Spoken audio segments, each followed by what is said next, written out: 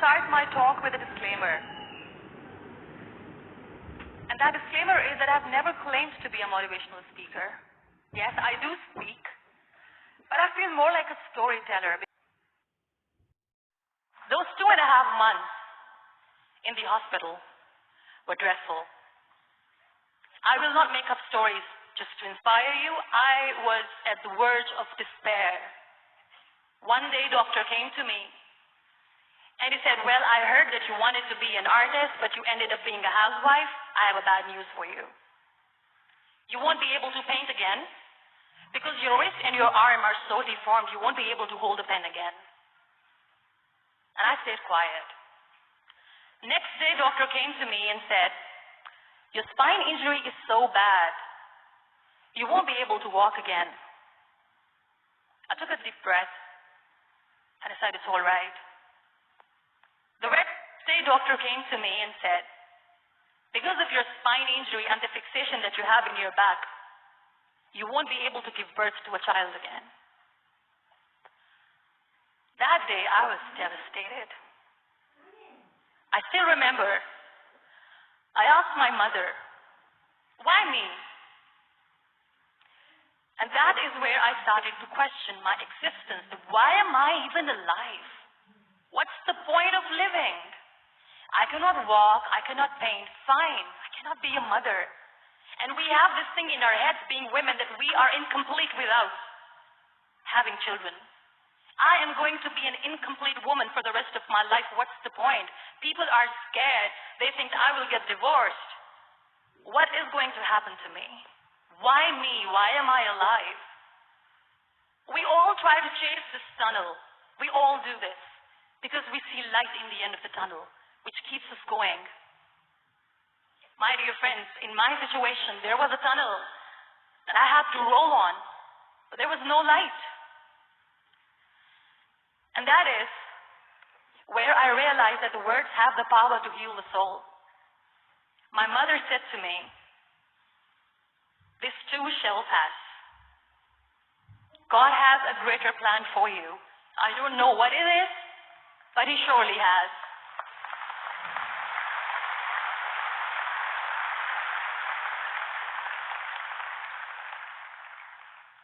And in all that distress and grief, somehow or the other, those words were so magical that they kept me going. I was trying to put that smile on my face all the time, was hiding. It was so hard to hide the pain, which was there. But all I knew was that if I will give up, my mother and my brothers will give up too. I cannot see them crying with me. So what kept me going was, one day I asked my brothers, I know I have a deformed hand, but I'm tired of looking at these white walls in the hospital and wearing these white scrubs. I'm getting tired of this. I want to add more colors to my life. I want to do something. Bring me some colors. Bring me some small canvas. I want to paint. So the very first painting I made was on my deathbed, where I painted for the very first time. It was not just an art piece or just my passion. It was my therapy. What an amazing therapy it was. Without uttering a single word, I could paint my heart out. I could share my story. People used to come and say, what lovely painting. So much color. Nobody could see the grief in it. Only I could. So that's how I spent 2.5 months in my hospital, crying, never complaining or whining, but painting. And then I was discharged, and I went back home. And I went back home, and I realized that I have developed a lot of pressure ulcers on my back and on my hip bone. I was unable to sit. There were a lot of infections in my body, a lot of allergies. The doctors wanted me to lie down on the bed straight for not 6 months, for not 1 year, for 2 years. I was bedridden, confined in that one room, looking outside the window, listening to the birds chirping, and thinking maybe there will be a time when we'll be going out with the family and enjoying the nature. That was the time where I realized how lucky people are, but they don't realize. That is the time where I realized that the day I'm going to sit, I'm going to share this pain with everyone to make them realize how blessed they are, and they don't even consider them lucky. There are always turning points in your life. There was a rebirth day that I celebrated. After 2 years and 2.5 months, when I was able to sit on a wheelchair, that was the day when I had the rebirth. I was a completely different person. I still remember the day I sat on the wheelchair for the first time, knowing that I'm never going to leave this, knowing that I won't be able to walk for the rest of my life. I saw myself in the mirror and I talked to myself. And I still remember what I said. I cannot wait for a miracle to come and make me walk. I cannot sit in the corner of the room crying, cribbing, and begging for mercy because nobody has time. So I have to accept myself the way I am. The sooner the better. So I applied the lip color for the first time.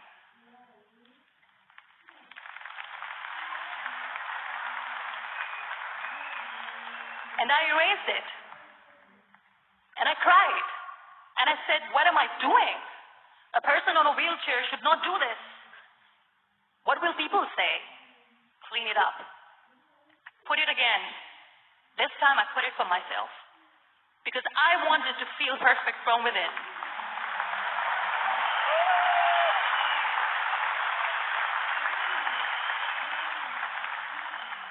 And that day I decided that I'm going to live life for myself. I am not going to be that perfect person for someone. I am just going to take this moment and I will make it perfect for myself. And you know how it all began? That day I decided that I'm going to fight my fears. We all have fears.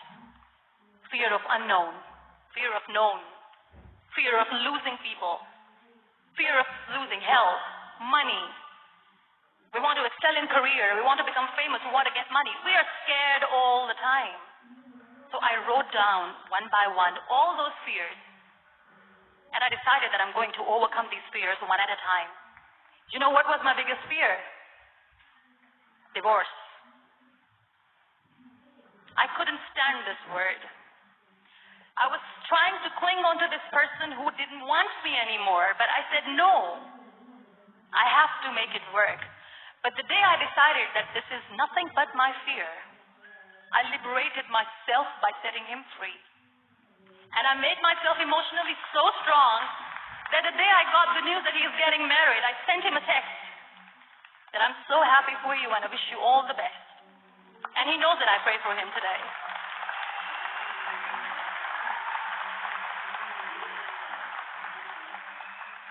My biggest fear, number 2, was I won't be able to be a mother again. And that was quite devastating for me. But then I realized there are so many children in the world, all they want is acceptance. So there is no point of crying, just go and adopt one. And that's what I did.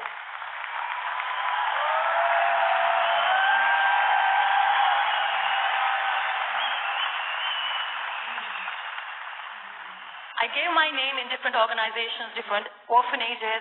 I didn't mention that I'm on a wheelchair, dying to have a child. So I just told them that this is Muniba Mazari and she wants to adopt a boy or girl whatsoever, but I want to adopt a kid. And I waited patiently. 2 years later, I got this call from a very small city in Pakistan. I got a call and they said, are you Muniba Mazari? There is a baby boy and would you like to adopt? And when I say yes, I could literally feel the labor pain. I said, yes, I am going to adopt him. I am coming to take him home.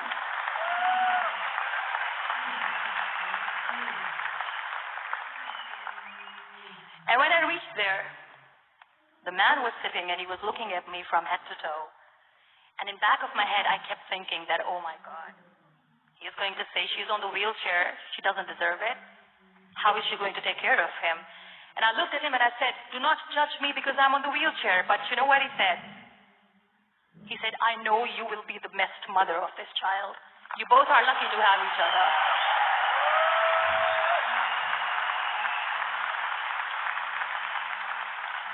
And that day, I was 2 days old, and today he's 6.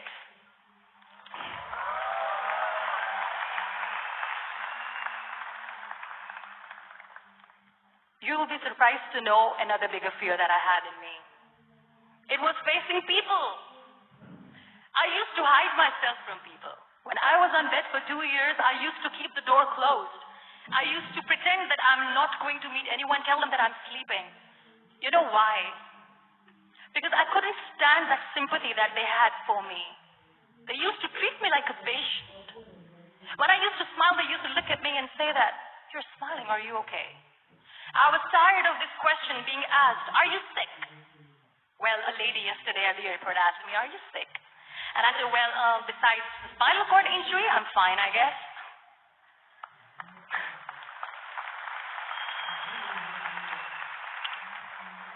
But those are really cute questions. They never used to feel cute when I was on the bed. So I used to hide myself from people, knowing that, oh my God, I'm not going to see that sympathy in their eyes. It's all right. And today I'm here speaking to all these amazing people because I have overcome the fear.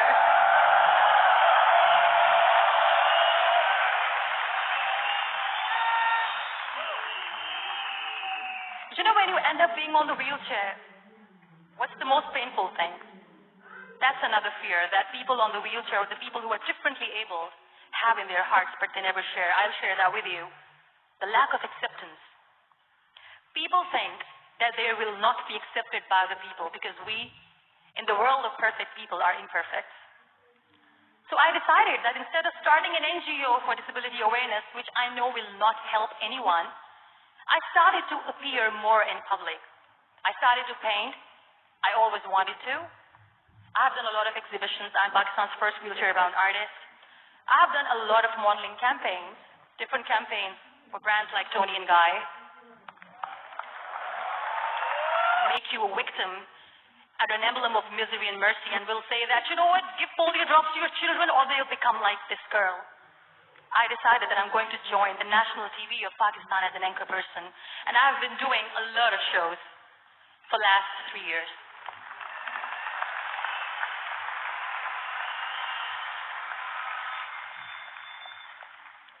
So when you accept yourself the way you are, the world recognizes you. It all starts from within. Thank you. I became the National Goodwill Ambassador for UN Women Pakistan, and now I speak for the rights of women, children. We talk about inclusion, diversity, gender equality, which is a must. I was featured in BBC 100 Women for 2015.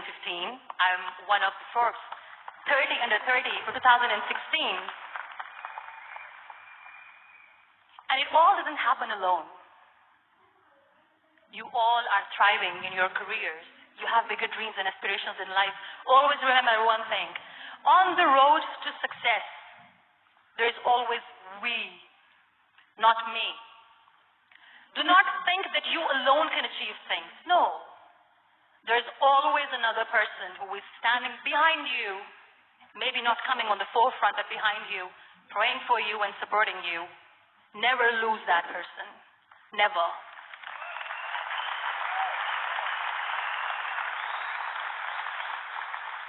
No matter how much I say that I couldn't find a hero, so I became one, I still want to recognize those 3 people in my life who literally changed my life completely, and I get inspiration from them every single day. Waleed Khan. Many people know about the terrorist attacks in Pakistan. We have lost many people.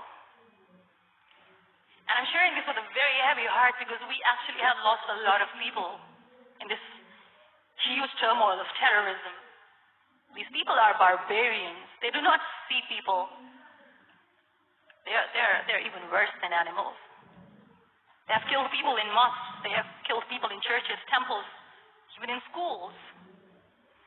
There was this terrorist attack in Army Public School, Peshawar, where these terrorists entered in an examination hall and they killed our children.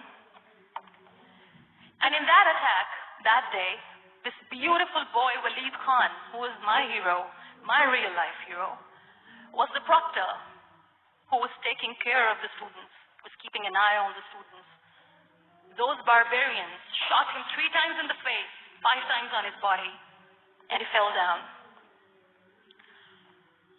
I was asked to give a talk in the school after a week of that terrorist attack. With a very heavy heart, I went there and I spoke. We sang a few national songs. I thought that maybe I've done my part, but deep inside, it was killing me. I could see children injured. I could see children sitting on the wheelchairs looking at me wondering, what next? What was our fault? Just because we were here to give examination, we have been shot. So many people, so many children lost their friends. Their classrooms were empty the next day they went to the classroom. So this kid, Walid Khan, I was asked that he is in a hospital right now, and you have to go and see him and motivate him and tell him that it's going to be okay. And when I saw Walid Khan coming on the wheelchair for the first time in front of me, his face was all deformed. His leg was fractured, his arm was fractured. He couldn't talk, he lost his teeth. He cannot sneeze, he cannot smell. He cannot eat. And I kept thinking, what should I say? That everything is going to be all right? No, nothing is all right. And while I was juggling with the words, what to say, what not to say, this beautiful child, Walid Khan, came to me and he said, "Are you Muniba Mazari?" I said, "Yes." He said, "Baji, let's take a selfie."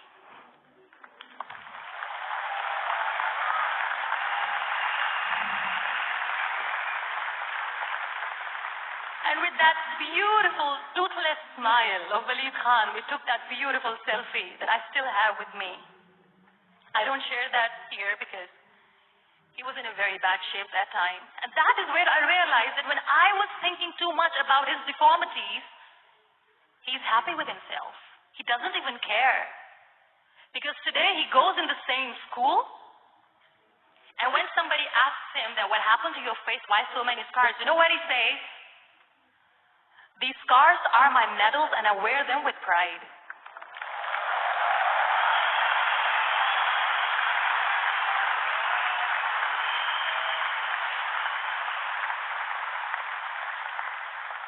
And how beautifully he says, "The terrorists wanted me not to study. I am going to study. I will become a doctor one day. And this is my way of taking revenge from those terrorists." Another real-life hero, of course, my son. His name is Nile, N-I-L-E, River Nile. I learned so much from this kid. The first and foremost thing is patience. How to be patient when you know that your mother cannot walk, when you know that your mother is different from the other women, when you know that your mother cannot go out and play with you, how to stay calm. He loves football. And when we got the very first football, he was 4 years old. He was super excited. I still remember he came in the room and he said, "Mom, let's play football." And he kept the ball in my feet. And he said, "Let's kick it." And that day I felt disabled. I said, "I cannot kick the ball." And I was down with the same face. He looked at me and he said, "Well, that's all right. Your legs are not working, but your hands do. Let's play catch the ball."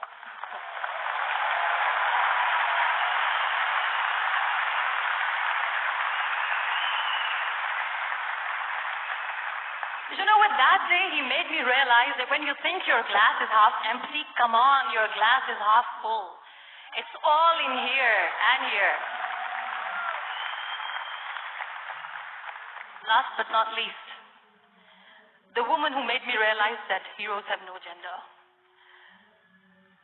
The woman who believed in me even when I was completely at the verge of despair, where everybody left, she was there. And every time I looked at her, without saying anything, she used to look at me and said, "This too shall pass. God has a bigger plan. And one day you will say that, oh my God, that is why God has chosen me." She never cried in front of me. She has always said that there will be haters, there will be naysayers, there will be disbelievers, and then there will be you proving them wrong. My mother.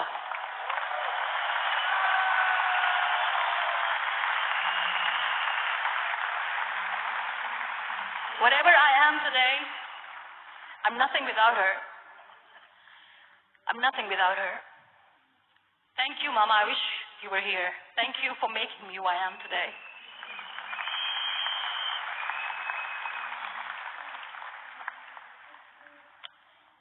You know what? We human beings have a problem.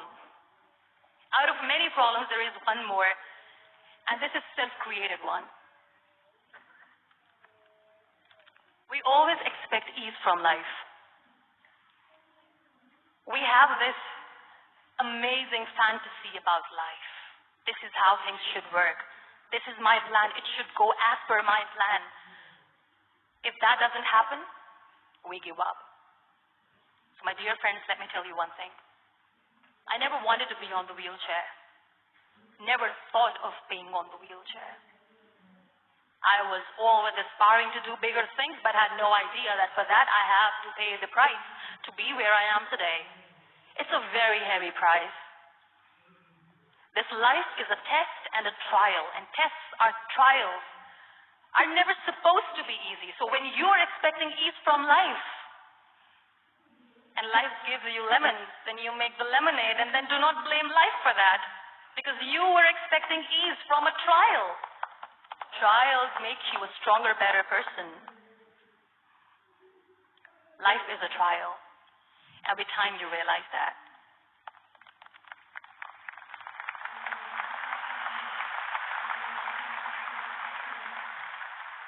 It is okay to be scared.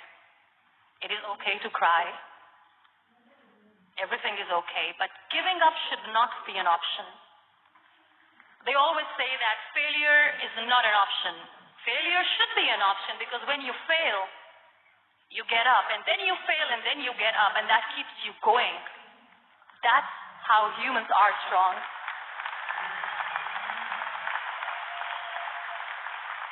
Failure is an option, should be an option, but giving up is not. Never. We have this thing in mind. We call it perfection. We want everything perfect. We want ourselves to be perfect. There is this image in our head about everything. Perfect life, perfect relationships, perfect career, perfect amount of money that we need to earn no matter what. Nothing is perfect in this world. We all are perfectly imperfect, and that is perfectly all right. That's all right. We were sent here not to become the perfect people. Those people who tell you how to look perfect, even those people are imperfect. Trying to fight this fear of looking imperfect. I used to be perfect. I still remember. I got this compliment years ago when I used to walk. Oh my God, look at you. You're fair. You're tall. You're perfect. Look at me now. You're still perfect. Only the perfect eyes can see that. Only the perfect eyes will see that. Only the perfect eyes will see that. So yes, in all those imperfections, you have to listen to your heart. You don't have to look good for people. You don't have to be perfect just because other people want you to be perfect. If your soul is perfect from within, that's all right. This is all what you want. This is all what you need to be. Our society has made very weird kind of norms to look perfect and great. For men, it's different. For women, it's different. We think too much about what people say. We listen to ourselves too little. You know what makes you perfect? When you make someone smile. You know what makes you perfect? When you try to do something good for the people around you. You know what makes you perfect? When you feel someone's pain. And how beautiful pain is that it connects you with people. No other medium can connect you with others but pain. That's why I always say that I'm in pain, and that's a blessing in disguise for me. Today, Just because I'm in pain and I'm on the wheelchair, I work for children. Being the head of CSR for a company, we conduct medical camps in far-flung areas of Pakistan where so many kids die because they don't have medical facilities. And I personally believe just because they cannot afford to live doesn't mean we'll let them die. So we give them money, we give them medical treatment, we try to heal their wounds, physical and emotional. And I also work for the beautiful people, we call them third gender, the transgender community of Pakistan. You know what connects me with them? All my imperfections. When I go and I hug them, they never judge me. And this very good friend of mine, her name is Bijli. Bijli means electricity. She calls herself electricity. And I said, are you electricity? She says, no, I'm lightning. I'm as strong as lightning. Because we have very bad power outages, so she doesn't want me to call her electricity. So she says, I am very strong. I'm thunder, I'm lightning. She came to me, and the first time I hugged her, she said, you are just like me. And I said, yes, I am like you. Because to people, we are so imperfect. So how beautiful these imperfections are, that because of these imperfections, you can connect with people. Then why are we all running after being perfect? What's the point?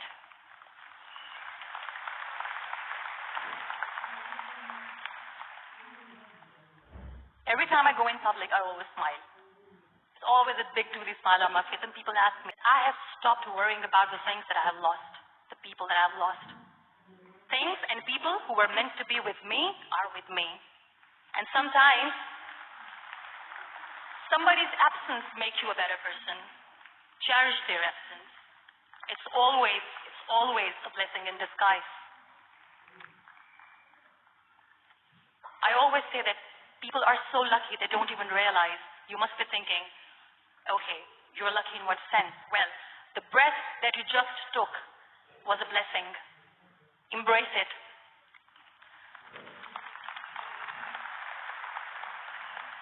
There are so many people in the world who are dreaming to live a life that you are living right now.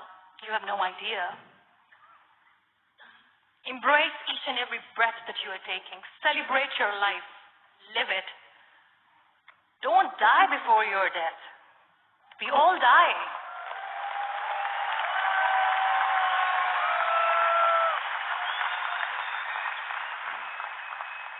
We live this one routine of a day for 75 years and we call it life.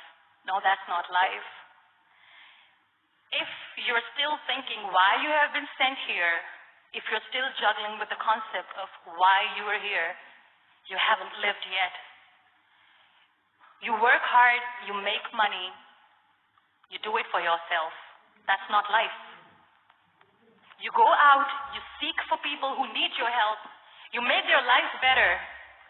You become that sponge which can absorb all the negativity, and you become that person who can emit beautiful, positive vibes. And when you realize that you have changed someone's life, and because of you, this person didn't give up.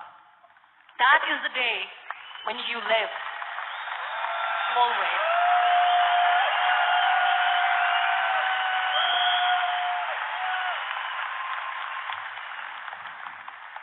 We were talking about gratitude, why I smile all the time.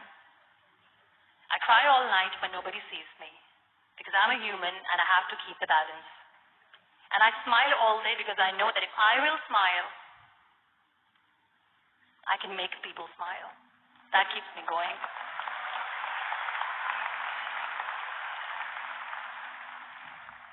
Be grateful for what you have, and you will always, always end up having more. But if you'll cry and if you'll crib for the little things that you don't have or the things that you have lost, you will never ever have enough. Sometimes we are too busy thinking about the things that we don't have that we forget to cherish the blessings that we have. I'm not saying that I'm not healthy and that makes me unlucky. But yes, it is hard. It is hard when I say that I cannot walk. It is hard to say when I wear this bag. It hurts. But I have to keep going. Because never giving up is the way to live. Always.